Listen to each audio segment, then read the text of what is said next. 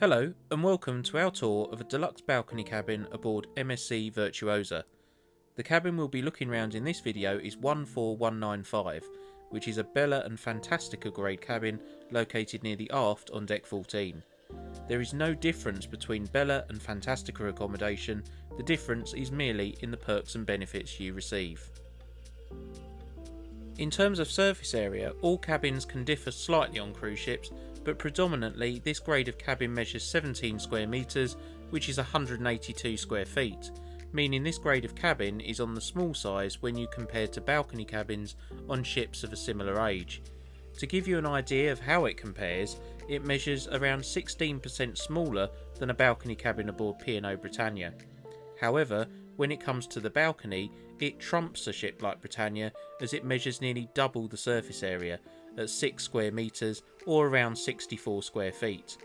You can check out a balcony cabin aboard P&O Britannia by clicking the banner in the top right hand corner now. Moving back into the cabin, the decor is fresh and vibrant with green carpet, green furnishings and light coloured woods throughout. This cabin features 2 single beds which can be converted into a king size, and you also have a sofa which can also be converted into a single bed if needed. Therefore, a deluxe balcony cabin such as this one is capable of sleeping up to 3 passengers if required. The beds were sufficiently firm but comfortable, but still do not match the beds you get on princess ships. You get a couple of bedside tables with shelves on both sides of the bed. Drawers would have been more practical, especially when you consider how close the beds are together. You would only have to turn your pillow over in the night, and there's a good chance that you'd knock off whatever is on top of the unit, meaning the table itself is pretty much unusable.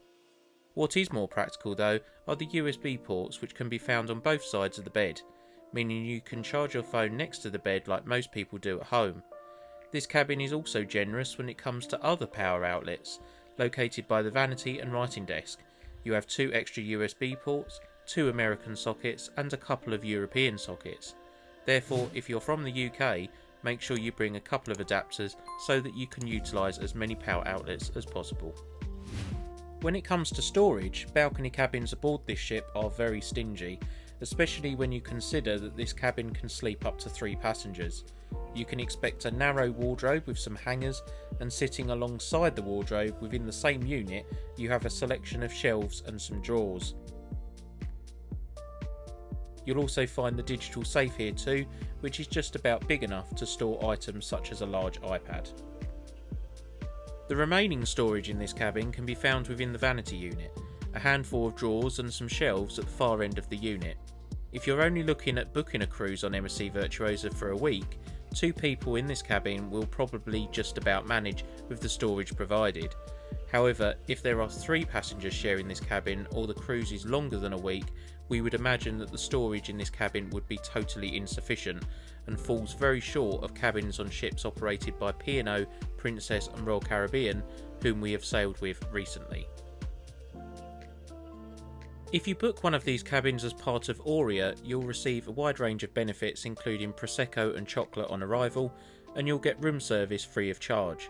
On MSC cruise ships departing out of the UK, you will receive tea and coffee making facilities including kettle, and you'll get a Zoe Bluetooth speaker, which is a virtual cruise assistant which can speak 7 languages, and serves the purpose of assisting you with any onboard question or query you may have. For example, if you want to find out what time the spa is open, just ask Zoe and she will tell you.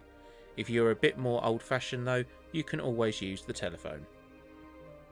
All cabins aboard MSC Virtuosa have an interactive TV which allows you to watch movies on demand for a small fee, check your cabin statement, browse restaurant menus and watch the handful of news channels you receive in a variety of different languages. As interactive TVs go, it is better than you get on P&O's newer ships like Britannia and Iona, but falls very short of Royal Caribbean, Celebrity and Princess ships. Bathrooms in these balcony cabins are really quite decent, neutral in terms of decor, adequately practical, and you get a glass shower door, which is always a pleasant surprise. You can expect a handful of shelves to store items such as toiletries, and it's nice to see that they are practical for a cruise ship and that there is a shelf guard in place to stop things rolling off. Next to the shelves you have a socket for electric razors, and moving down you have a wash basin and foam tap with soap dispenser, and underneath the basin you'll find a small cupboard with some shelves and a bin. And just by the toilet roll holder you'll find another shelf too. The shower is of an adequate size, and as already mentioned, you get a glass shower door which makes the bathroom feel a lot cleaner and more premium. Soap, shampoo and shower gel are also supplied, but it's very basic, no luxury toiletries here like you get with some other cruise lines. As bathrooms go though, we would be quite happy if we had this one on a cruise. It does tick all of the boxes, and it's important to reflect on how much someone would have paid for this cabin so that you can determine value for money. Our opinions of balcony cabins aboard MSC Virtuosa are largely positive, excelling in terms of decor, appointments, a decent bathroom and a fair sized balcony. But the storage is very limited in our view, and we would imagine that if you're on this ship for more than a week in this cabin, you could begin to struggle. The idea of 3 people sharing this cabin seems pretty unbearable, and it is our view that you'd have clothes piled everywhere, as the storage is totally insufficient for the amount of people that this cabin accommodates. But these cabins are usually very fairly priced when compared to other cruise lines, and if you're looking to book a cruise on a budget, staying in a balcony cabin, we would suggest giving this cabin genuine consideration.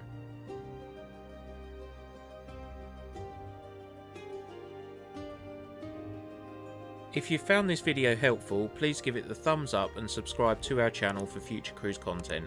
And if you'd like to see more videos about MSC Virtuosa, don't forget to check out our MSC Virtuosa playlist in the top right hand corner now.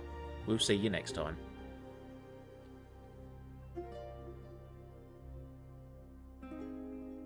And lastly, a big thank you to our Patreons. Because of you, we can continue doing what we love with your extra support. If you'd like to find out more about becoming a patron, click the link in the description below.